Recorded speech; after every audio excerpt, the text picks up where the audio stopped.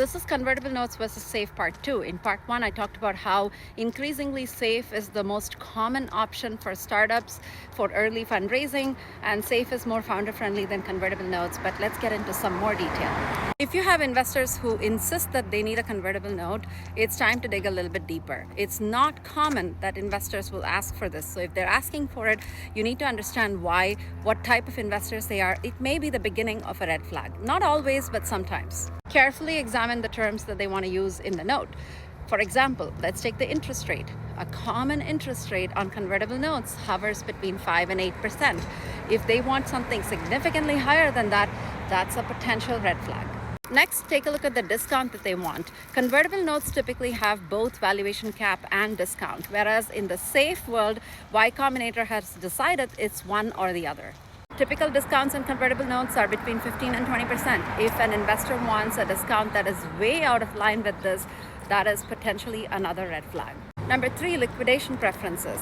Convertible notes do have something called a liquidation preference, which basically says in the event of liquidation, how much money do they get to make? Is it equivalent to what they invested, or is it more than that? Liquidation event is typically an acquisition or an IPO, although there may be a few other definitions of liquidity events itself, so this is not comprehensive.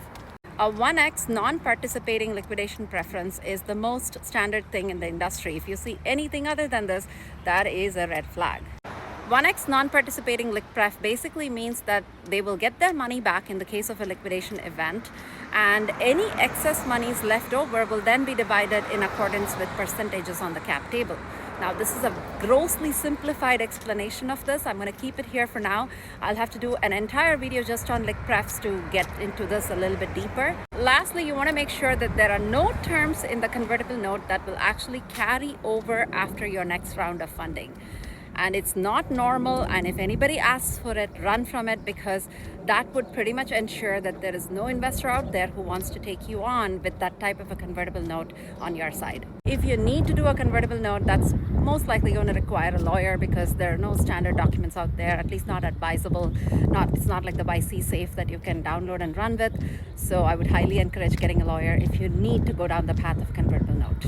There's going to be a part 3 for more things you should know about convertible notes.